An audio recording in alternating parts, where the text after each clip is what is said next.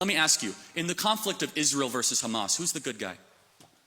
I believe both Hamas and the Israeli government are evil, but I think also that there is no justification. Are they equally? There is no justification for the murder and mutilation of thousands of innocent people and children in a futile... Let's zero in on it. There is no justification, Mr. Kirk, for invading hospitals, for bombing innocent populations and dragging out a war which is damaging Israel and the West's security. You've made that point, but... Well, it's not a point, it's a moral truth, isn't it? Okay, yeah. It was also a moral truth that the war started because 1,300 Jews were killed and 200 were taken hostage. And when you declare war on Israel, expect a firestorm in reaction. Let me finish, I let you talk.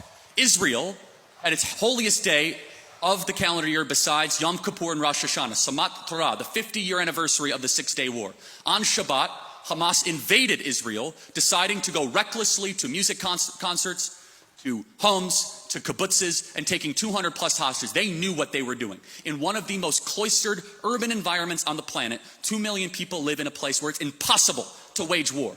Impossible. Where they wear civilian clothing, they violate every tenet of the Geneva Convention, and the IDF, when they do something right, they get no credit. When they do life-saving surgeries of a Gazan child, they get no credit. When they drop leaflets, they get no credit. But when they happen to bomb a place where they are operating their military from, which we now know from third-party verified sources, hundreds of Hamas military operations are in mosques, schools, and hospitals. I'm sorry, the country where they were living in relative peace on October 6th, that all of a sudden we had a war, and Hamas started the war. And I don't see people that were really upset about the 2 million Germans that were killed in World War II, civilians. A tragic truth of war is that civilians die. I don't like it, and you don't like it. And they brought it upon themselves. The only operation and entity to blame is the leadership of Hamas, not the Israeli government, for fighting this defensive war after they were invaded. There is a good guy, and there is a bad guy. I honestly... Isn't that the morality of a child? Well, hold on.